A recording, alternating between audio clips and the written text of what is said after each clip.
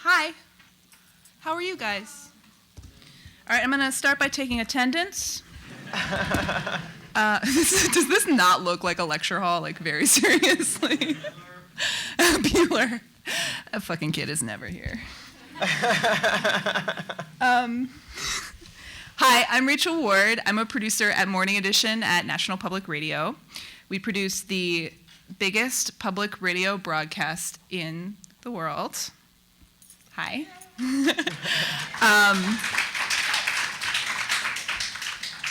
I mean, could that be a more qualified thing, though? Like, public radio?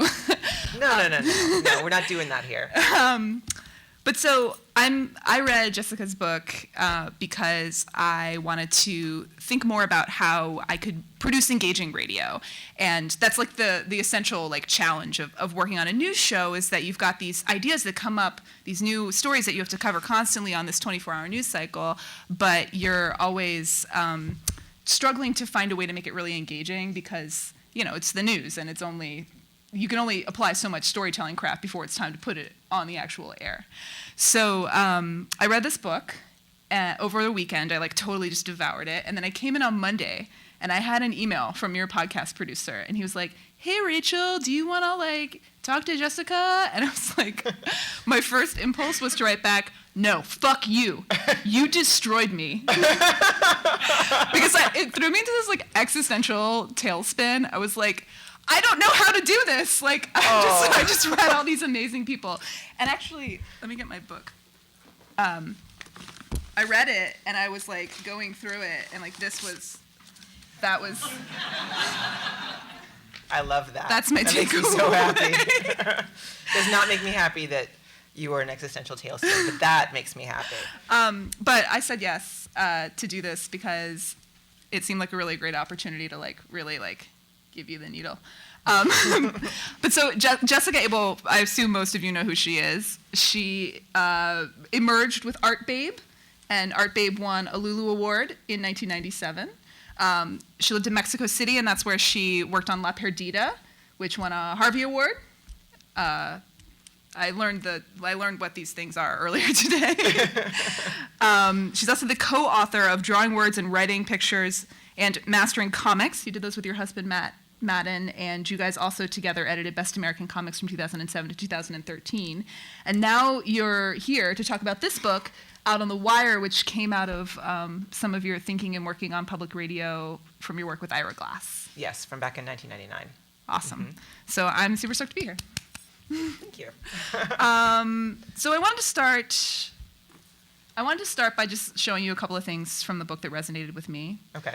So this first one, this is like an actual nightmare that I've actually had, like falling into a hole just full of your own ideas and like your own misery that you have made for yourself. So I wanted to say you've like totally nailed the visual there of like, I have all of this stuff that I've collected and I don't know how to put it together.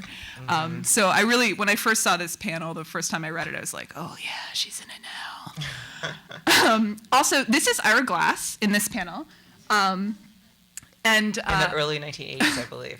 I wanted to post this because I know Ira's been really, he's sort of like this, like a central figure in this book, and he kind of invented this type of journalism.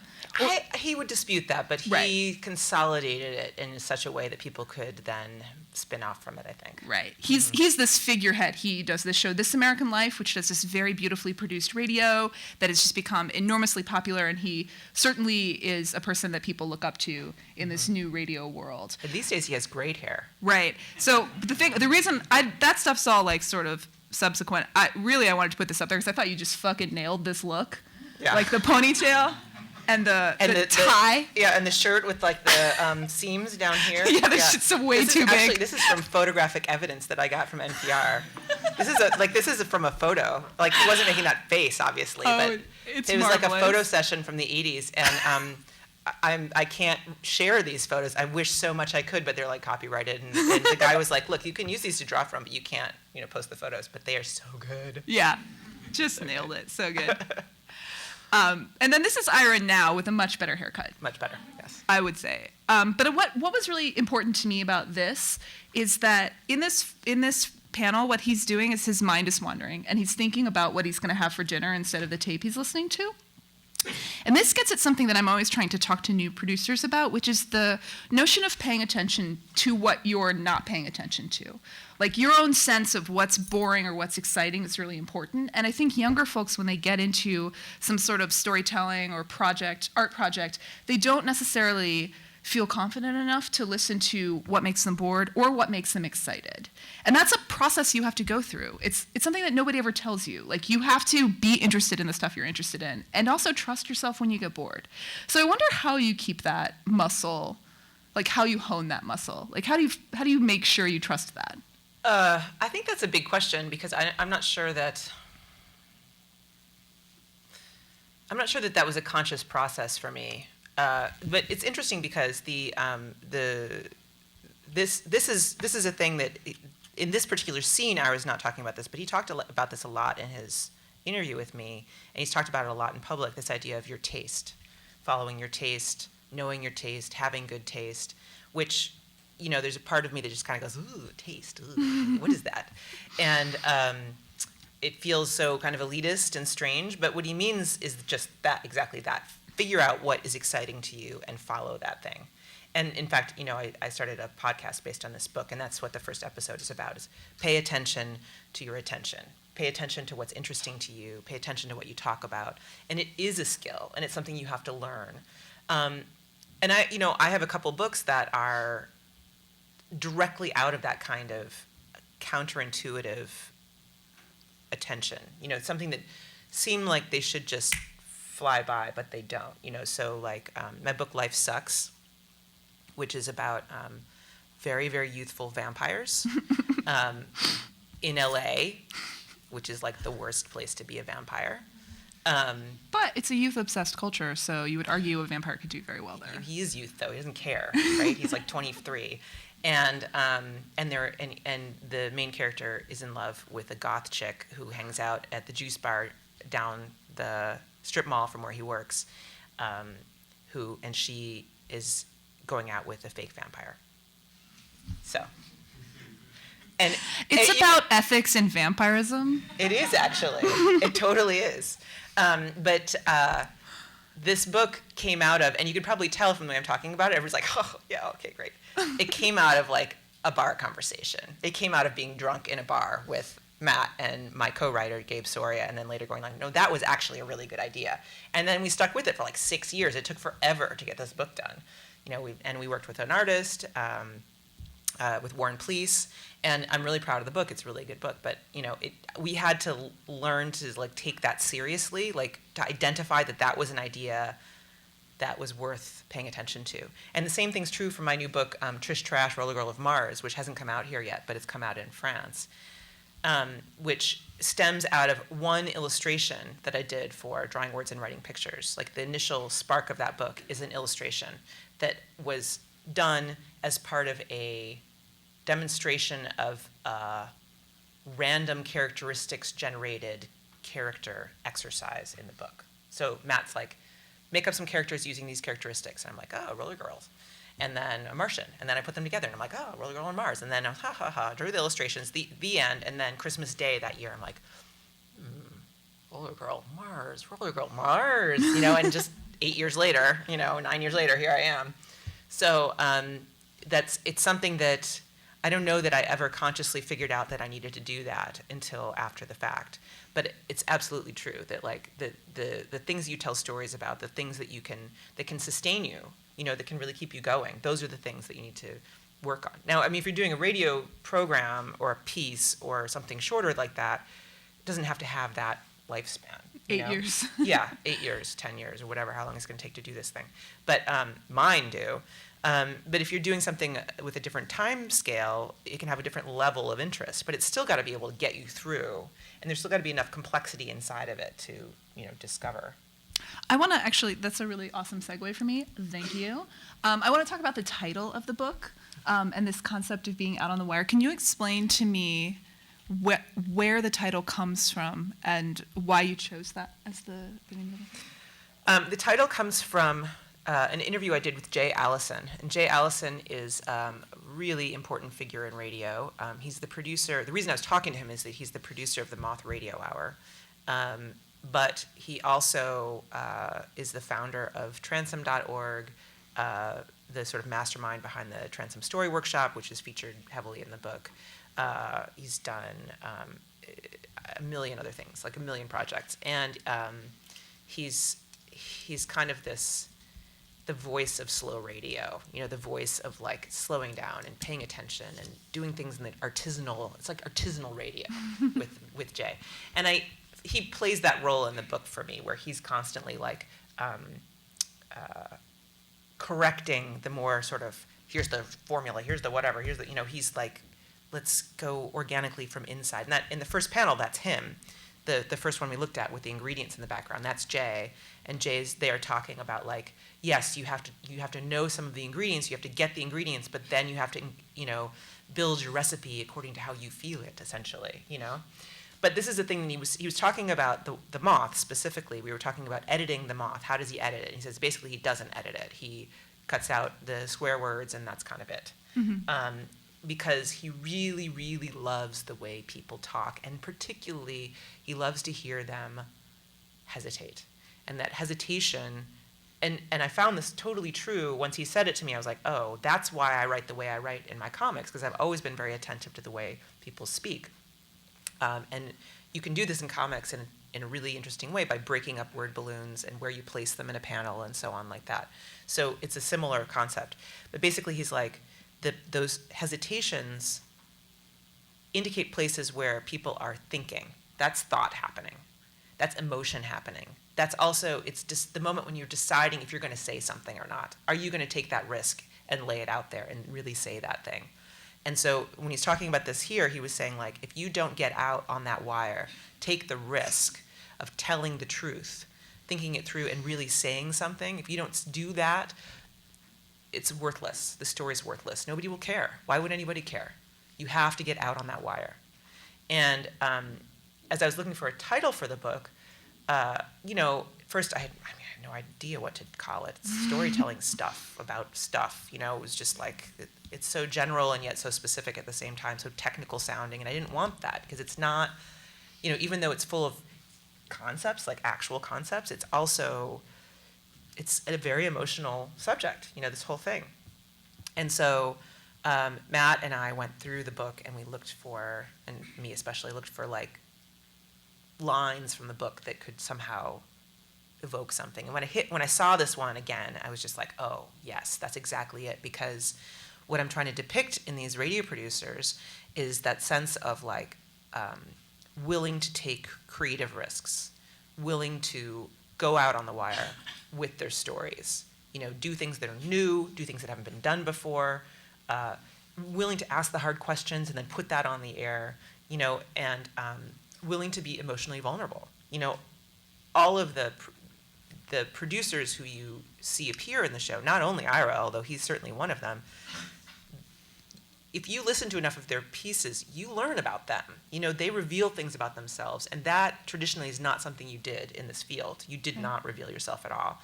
But this style of radio is really about, I connect to this because this is part of me, and I'm going to tell you that. Right.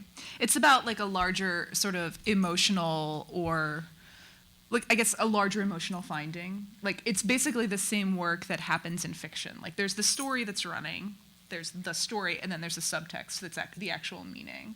And so I wanted to throw up, I think these two panels are two different producers' ways of starting to roadmap how to get to that meaning, like how to go find that greater emotional truth in a story. And I was wondering if you could just talk us through these two ideas and the producers who brought them to you. Okay, sure. The focus sentence comes from Rob Rosenthal, who is the instructor at the Transom Story Workshop. And Rob actually got this from a book that he read. He didn't make this up.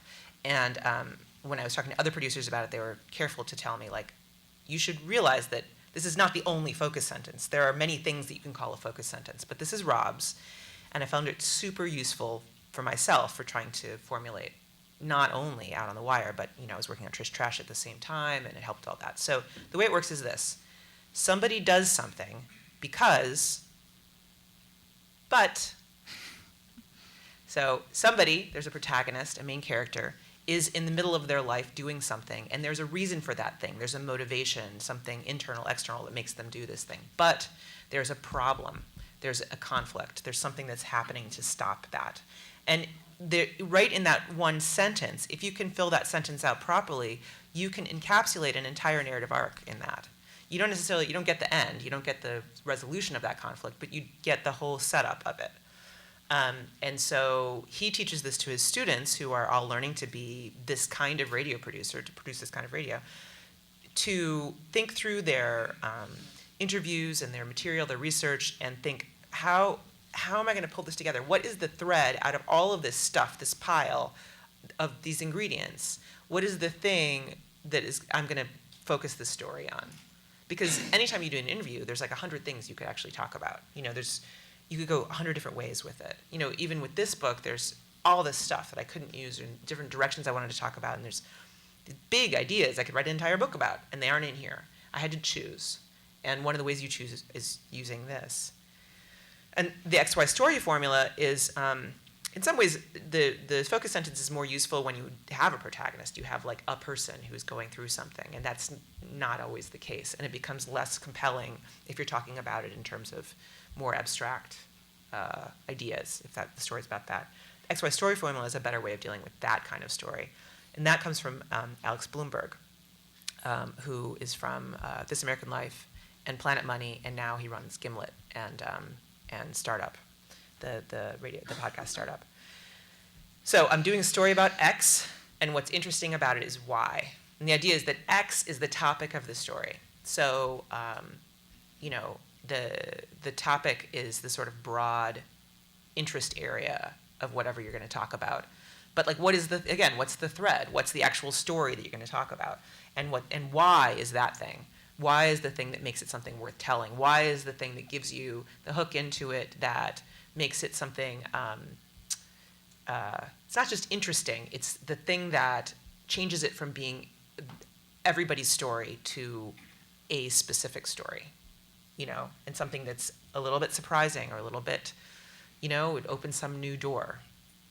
Something that gets at like a larger truth, or right, a larger truth, twist. Exactly, yeah.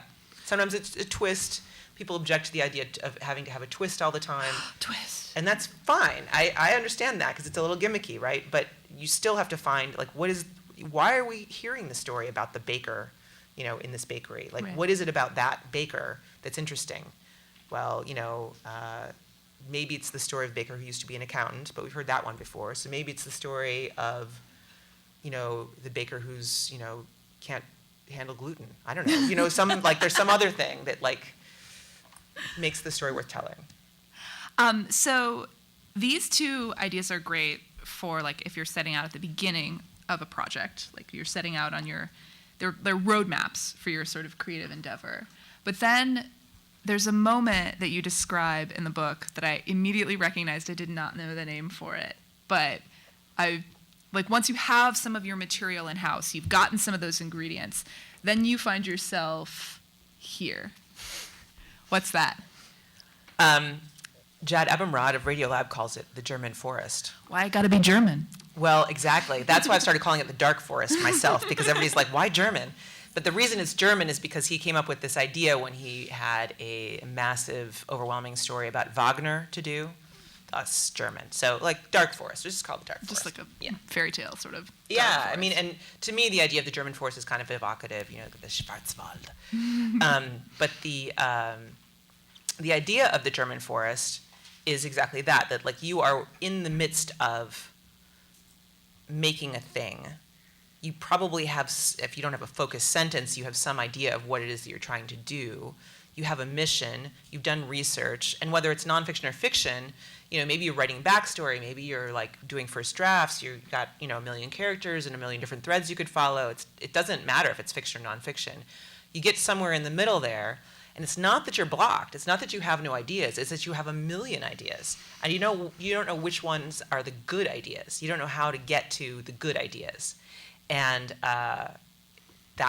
you get stuck. And that's the moment. And I know most of you guys here probably make comics or make some creative projects. And so I know you've been there where you're like, my idea sucks and I suck. And everything I thought was going to work for this thing does not work, and it's not going to work. There's no way for it to work. And people who quit art, that's where they quit. They stop. People who continue and work their way through, as painful as it is, and it is painful, you get out to the other side, and you have to find again what was beautiful about your idea in the first place. That's how you do it, and eventually you figure out how you're going to tell it. Now, you can do that completely on your own, and you can just fight your way through by yourself, which I've done, and it sucks, but it works eventually. It just takes a really, really long time. Or you can get help. And I don't mean psychological help. I mean editorial help. You work with people. And this is a thing that I have done for years and years, but finally consolidated my understanding of this from working with these radio producers, this idea of critiquing work together. And not only critiquing, but brainstorming work together at various different stages of the work. And so, so helpful. And I did an interview. So in this new podcast, the first episode came out a couple weeks ago. And for that first episode, I interviewed Stephanie Fu, who's an amazing producer now at This American Life. But at the time when I did the book, she was at Snap Judgment. So I interviewed her, and totally apropos of nothing, she started talking about being basically in the forest and how you just have to fight your way out of it over and over and over again. And eventually, you know all the paths. That's how you do it. Yeah, you talk about it being a tool, which I thought was so interesting, because when I'm working on a project, my first impulse is to do everything I can to avoid going here. But I think in a way that makes the piece that you're whatever you're working on, then you sort of avoid learning anything, or you avoid finding a greater emotional truth in your piece. So can you talk a little bit about the German forest as a tool? Yeah, I think that's really, I think that's the thing is if you get good enough at what you do, you can avoid mostly getting in the German forest. You plan well enough and you kind of slog your way through and you figure it out. But you don't get in that kind of oh my God, what am I going to do? But that's a sign that you're not challenging yourself enough. If it's hard like that, it's because you're doing something that's worth doing. You're doing something that's harder and that you're going to grow from. When you fight your way out, you've learned something new about yourself, about the art, about the story. If you just kind of glide through, you have executed something maybe fine, but it's not the best you can do, because the best you can do would be harder for you. So the German forest is a tool. It's transformative. You learn about what you're capable of by being in it and by getting out of it. However you get out of it, whether it's by yourself or with other people or whatever, that process of putting things together in a new way, and it has to be a new way, because if it were an old way, you'd be able to just snap, snap, snap, do it, right? Learning a new way to build something gives you those tools, And several of the people I talked to for this and put into this chapter were talking about how it gets better over time. As you get better at it, the German forest is maybe a little less dark, right? But and Jad was saying eventually it's not that you don't get into the forest, but you can see over the trees and you know that there's the other side. And I feel like that now as an artist. I will get into the dark forest and just feel horrible about myself and my project, but then I'll think I have this sort of meta level. It's oh, this is that thing. This is that thing that happens. I recognize this misery. Exactly, I recognize this. And it sucks, and I still feel it, and I still feel very much inside of it, but I know that there is another side to this, and I know that I'm going to get through it, and it's going to feel better. It's hard to believe, but I know it. I'm so glad you brought up Stephanie Fu, because she is the person in the book that I most related to. Because this has been me so many times. Just sitting at your desk, just doing this move so that nobody knows that you're fucking openly weeping. She was in a position at Snap Judgment, which Snap Judgment is a great show. Their thesis sort of as a show is storytelling with a beat, and so the show is stories, kind of the way that This American Life is stories, but they're very musical, and they're they're memoir based and first person usually, so it's a very personal, intense, view of the characters. Yeah, like very close very to close. someone's face, which is a concept you talk about in the book as well. Mm-hmm. But Stephanie was working on an episode where she just had so much responsibility for the episode. So many of her pieces were going to be in that episode. And she was just taking hours and hours and hours of this collaborative process. Like the thing that is supposed to get you out of the German forest, she was getting so much feedback. And people were just she was overwhelmed by how much feedback she was getting. And I wanted to ask you, like, for a piece of advice, I guess, basically, and that's about how to give good feedback so that people don't feel overwhelmed by what you're telling them and get knocked off their stride and then leave their artistic pursuit for another reason, which is this feeling of inadequacy that comes when you feel like you're getting It's a really tough question. I mean, the podcast that I'm building right now, we're building in like a collaborative element so that if you join this group that we have, you can post your ideas. You know, I give challenges out in the episodes. You can post your ideas on there and get feedback. And so this has come up every time I've been talking in the last couple weeks about the book. How do you do this right? You know, how do you do it properly so that you can be, you know, a good helper, you know, because it also doesn't help just be like, oh, that's great, I love it. You know, that's not helpful. And it is a skill that you have to learn and master. I think that the way to practice it, because I don't know how you I can't necessarily jump people to the end of this, but the way you practice is first of all to try very hard to enter into the project of listening from like in a very open-minded kind of way. Not like if you're a person who loves Hollywood style, you know, stuff, and you're listening to a very poetic kind of slow-paced atmospheric piece, you have to kind of try to put your own prejudices aside. I mean, you can bring the skills that you have from knowing that stuff, but try to enter into it in the spirit in which it's offered. That's one. And I think number two, you have to try to be very quiet and really pay attention to what's happening in the story and what's happening in you as you listen to the story. And this goes for comics too. Like if you're doing a critique for comics and you're reading through a comic, or prose for that matter, the same thing applies. It's just not, in your ears. And basically you have to pay attention to that moment when you lose the thread. Pay attention to that moment when you, if your face does this, you know what I mean? Like, make a note. Like, when was that? If you're like, what? Make a note. Did you lose the thread of something? Do you know who everybody is all the time? Are you feeling emotionally connected to the people in the story, or does it feel just like, oh, this, that, and the other thing? Do you need more setup? Does something happen where you don't know where it happened? And you may not know what the questions are yet. Like, if you're starting out in this process of becoming a critiquer, you may not know how to do it properly. But if you pay attention to yourself and those moments, that will be helpful. Don't say, I think you should do this and try that, blah, blah, blah, if you don't know.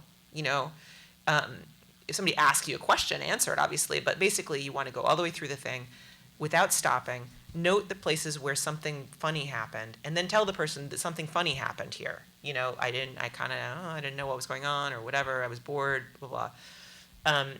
And then the person who's being critiqued, and I just did this the other day with some cartooning students. I started out, I said, I read the thing through, I noted what I thought, and then I went back through from the beginning, and I said, well, okay, in panel one, I'm seeing this and this and this. And they're like, oh, well, blah, blah, blah. And I'm like, no, quiet. You listen, right? So the person who's being critiqued has to listen to you, go all the way through the piece, and tell them what you saw or what you heard. And they have to store up their responses, and then you talk about it. But if they start explaining things, then you're not going to have a clean read anymore. So there's a lot of respect that goes into it on both sides. As a reader and as a readee, you need to be quiet and respectful of the other person's experience. And as painful and hard as it can be to get critiqued, I love it, but a lot of people find it very, very difficult, and that's totally understandable. As long as the other person is gentle and entering into it in the right spirit, you can learn to take it in the right spirit. And what they're telling you is important. They may have it totally wrong. They may tell you, like, I didn't understand this character, and I didn't like this scene. You're like, that's the most important scene in the entire thing. Well, if they're telling you that, it's because you didn't set it up right. There's something wrong with what you did so that they don't love it the way you love it. That's what they're telling you. You don't need to change the scene necessarily. Maybe you need to change 3 scenes earlier. So they may not have the answer for you, but you have to listen to what they're saying. So this is, again, like offering good feedback is about paying attention to your own attention to some extent. Totally, yeah. And it's an act of great respect to give feedback like that, because mostly we don't get it. I'm sure you guys, you hand your comics to people you know, or your parents or whatever, and they're just like, oh, I love it, it's great, you can draw so great. And like, such you're a good thanks. drawer. You know, you're such a good drawer. Like, you know, people say stuff to me like that, and I'm like, oh, thanks, I'm really glad you enjoyed it, but like, that doesn't help me at all. You know, like, some careful commentary about some piece of things that worked or didn't work, that's actually much more, even didn't work is better than like, oh, I love it. You know, so like, when you get that kind of feedback from people, when you get that kind of attention, it's incumbent on you to respect it and to appreciate it. Like, it's work. It's real work.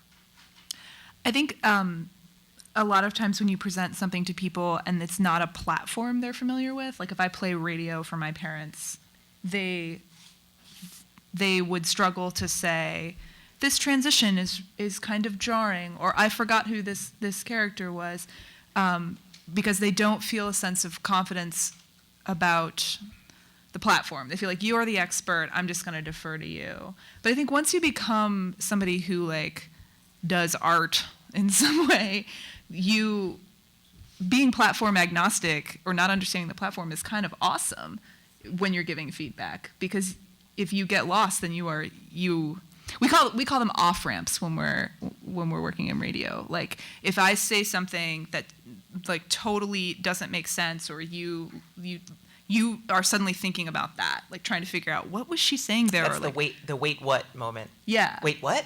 Yeah. And then suddenly I am not listening to your piece anymore.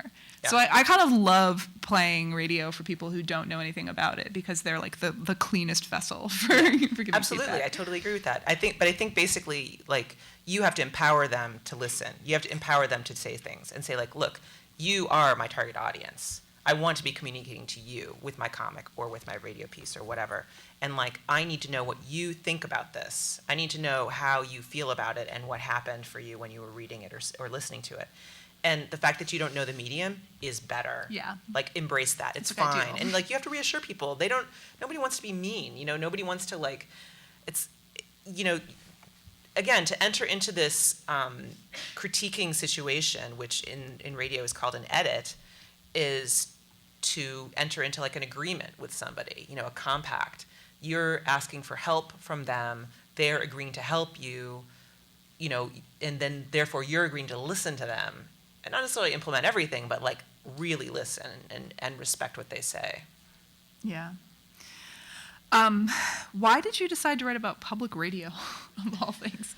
Well, you know, it wasn't my idea. It was Ira Glass's idea. Oh, he's smart. Yeah. No, really, it was. It was, I was in Mexico City in 1998, and I had just moved there from Chicago. And This American Life started in Chicago in 1996, I think. And so I'd been listening to it for a couple years. Cartoonists in the house, how much do you listen to the radio? Like, yeah, like a lot. Yeah, like your audience is made up of like 90% cartoonists. Because when you're drawing comics, like when you're writing, for me at least, I can't listen. You know, it's like I have I have times when I'm listening, times when I'm not listening. There are big gaps in my knowledge about what's on the radio. But when I'm drawing, it's like 8 hours a day solid of radio, because you can't watch, right? Right. So radio's huge in this community. So I was listening to that already in Chicago. Then I moved to Mexico City, and I put, totally pre any of the stuff we have now, so I put a message on my old phone line saying, I moved to Mexico City, here's my new phone number. So Ira Glass had, you know, he's famous for kind of coming up with creative, like, pledge drive stuff. And so he's like, let's do a comic book about how we make our show. And he had clipped, in 95, he'd clipped a comic of mine out of the New City, which is a tabloid newspaper, and stuck in his file. So he like looks me up in the phone book, the actual phone book, calls my old number in Chicago, finds my number in Mexico, and calls me in Mexico City. I was like listening to This American Life on like over 56.6 baud modem streaming on Real Audio in Mexico City. Okay, so I was a fan. So I answer the phone. He's like, "Hi, this is Ira Glass. You don't know me." And I'm like, "Oh my god!" And you're like dropping the phone. Like I knew from like he said hi, and I knew it was him. So that's a good impression of him. Pretty accurate. I've had some experience. Anyway, so he asked me to do this book, and I'm like, yeah, of course, obviously. But the interesting thing for me is that we did the book, and I think Ira had some notion it was going to be like this, like a lark, like a walk in the park, because it's comics. It must be easy. Yeah. And he even had this sort of kind of a notion that it was there was going to be some kind of superhero riff in there, which is why on page 2 there's like this kind of like action-looking page. I don't know why he thought that, because the thing he clipped was like a journalistic comic about punk rock being played in a bowling alley. So, whatever, just comics.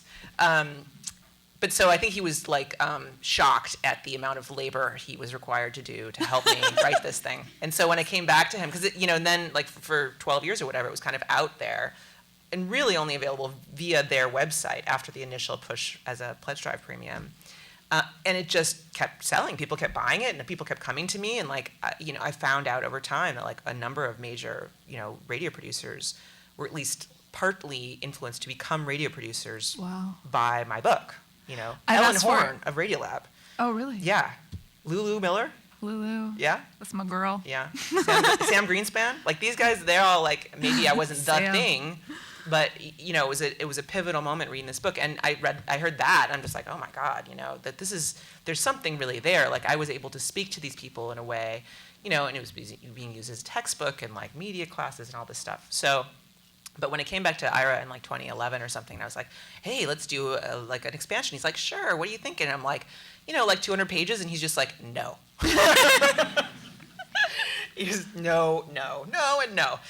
He's a busy man, He was starting Serial back then. Well, that was when he was doing ballet, right? Like that's. Yeah, he was doing ballet. He's stuff to do.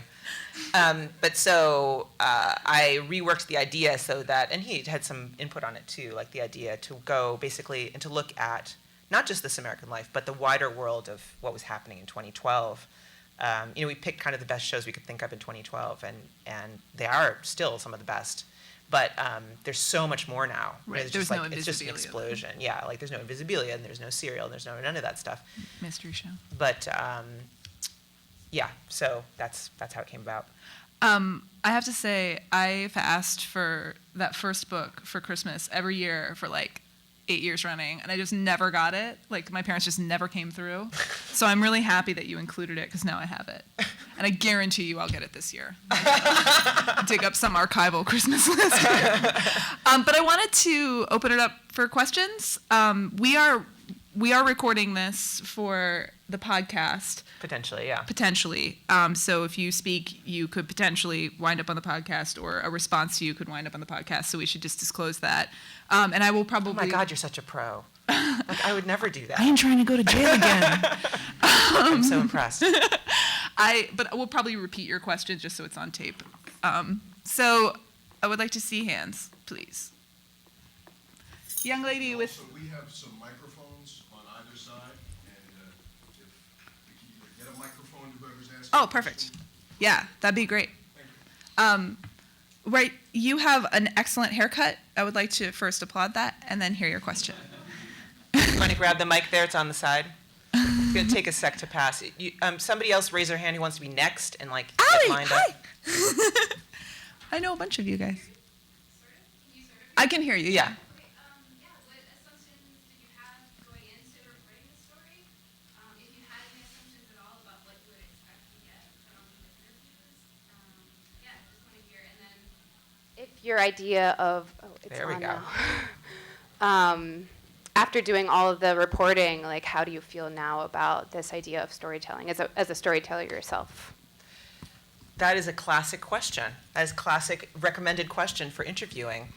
What do you think? What did you think it was going to be before you started, and how was it after you? Right? Yeah, totally. It's classic. Mm-hmm. So I go all the way back to '99, I don't actually remember what my assumptions were. I didn't know what it was like at all. So, I'm sure all of the pieces were fairly surprising to me. I think, as I recall back then, the biggest surprise was the level of attention paid to tiny, tiny editing decisions, like minute little, the time they would spend over putting one sentence together and there's a thing I depict in Radio and Illustrated Guide where Nancy Updike is replacing an it's the wrong so she has like 3 or 4 ums and she tries them all.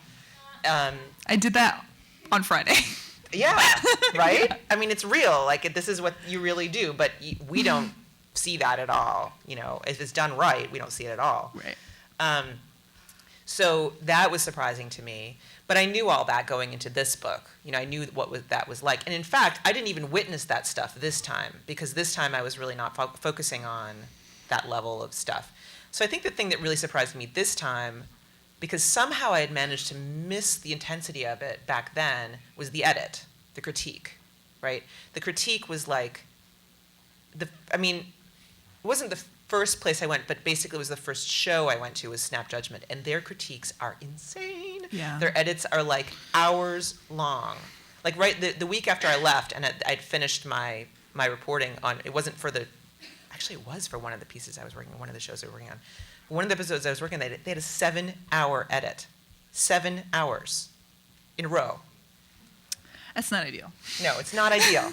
And they've actually changed a lot since then. They've changed their system and made it more human. They were really struggling right then with trying to get as much out as they wanted to at the quality level that they wanted. So that's at the insane level, at the insane end of the spectrum. But still, Planet Money was very regular and very organized and whatever. But still, when they would have a 20-minute piece to do or 30-minute piece to do, you'd have 8 people in the room, play the thing, talk about it for an hour and a half. That's a lot of time. It's not necessarily an enormous chunk of a day, but it's 8 people. Think of all those man hours, right? Person hours. So that really surprised me, and that kicked off this whole thought process for me about how I was working. In fact, sort of because of that, I always wanted more of this sort of critiquing and brainstorming activity, with Matt, who's really good at it, and I happen to be married to him, so that's great. I'm married to him, so it's that's very great. convenient. Very convenient. But sometimes, does it, doesn't do it, whatever. But he helped me a ton working out what I was going to do with this book, and I started recording it. Just on my iPhone, not necessarily for anything, although now I'm doing a podcast, so I'm trying to use it. But anyway, the idea wasn't to use it, but then if you verbalize, one of the things about doing a in person or at least over Skype kind of edit or critique is that the process of just verbalizing what it is that you're trying to do is enormously helpful. Just saying it out loud, you're like, oh wait, that doesn't work. That sentence doesn't. You're reading your script or whatever. That sentence doesn't work. But also, that idea doesn't hang together. You can hear it. There's something different about that. And it's an inherent advantage in doing radio because you automatically are going to read it out loud, whereas with other art forms, you're not. You have to choose it. So I started, basically saying stuff out loud, and I would try to work out my wording out loud and tape it so that I wouldn't forget, because then I didn't have to write it down at the same time. So I totally recommend that, by the way. Another question? We have you have a green cardigan on. Sorry, we were running low on time. I feel like I sucked up too much. Good. Hi. I have 2 questions, and I think they'll both be pretty brief. The first one is just whether you have a personal favorite podcast recommendation that you make as an avid podcast listener myself. The second one is that I haven't read the book yet, and I'm really excited to. I just got it and just heard about it, and then heard that you're doing a talk, and so this is great. So I'm wondering, one thing I'm excited to find out in the book is about storytelling comparisons between visual and audio crafting, and so I wonder if you just have a personal favorite, delicious similarity between those 2 processes. Sure. For the first question, I would say there's a million really great podcasts right now, but sort of a new fave that I've found that is not very secret is The Mystery Show, Starlee Kine. Love that. And then another one that I really like a lot is that is probably not as well known is called Everything is Stories. It's a really intense, you got to be ready for that one, but it's really good. You like that one? No, I love that idea. I'm always trying to convince people of that idea. Yeah. Like everything is just stories. It's really, it's like non-narrated like portraits. Really, really good stuff. Second thing, there's a million, confluences. And like one of the things I said earlier, which I think is a pretty good example, is this thing of pauses and rhythm of speaking. That like in comics you can depict pacing and time much more clearly than you can in prose. The kind of thing you can do in radio just with people's voices and how you edit and put things together, you can make fairly close analogies to that in comics because it's time is over space, So there's a lot, but that's a good one. Can we do one more question? Yeah, I think we have time for one more, right? Who has it? You have it, sir. You're wearing like a persimmon shirt. And a white tie. Hi. I was wondering if you could just talk a little bit on, with your experience in radio and broadcast journalism, how the relatively recent explosion popularity of podcasts has changed how public radio and broadcast journalism works. It's Sort of question for you, right? Yeah. Like what? Okay, so how has the popularity of podcasts changed how it works, how broadcasting works? Has it changed the process at all? Or? Well, one thing I noticed, so one of the things you talk about in the book is signposting, I think. Like the idea of like you have to like sort of like nail this idea and like grab the listener and be like, listen to this part because it's going to go by and you're going to miss it. But in podcasting, I think you can kind of get away with doing that a little bit less because people have the ability to go back. But I think podcasting is pretty disruptive. And it's suddenly allowed everyone to be able to do this. Not everyone can do it well, but everyone can do it. I have lots to say about how this operates in Canada with the CBC, but I see Esther coming for me. So I have to...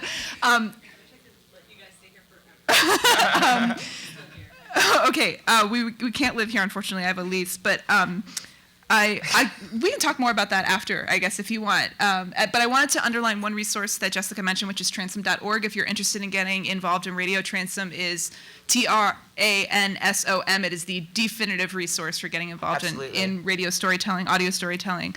I want to thank Esther for giving us the hook and for helping us set this up. And of course, Jessica Abel, thank you so much for doing this. This is really fun. Thank you, and thank you for coming, Rachel. It's been great. Listen, if you want to get a copy of the book, they're at the CBLDF table. I don't have any more signing hours, but if you want to find me, I'm happy to do a little drawing on it. They're all signed up there, so that's fine. The other thing is, if you're interested in getting in on the podcast and getting in on this group and the editing, you can go to my website at jessicaabel.com/podcast, and you can sign up there. I also have sign-up sheets here, and I'll go out in the hallway. If anybody wants to just like sign up, I'll sign you up for you, and skip that process. So I'll be outside.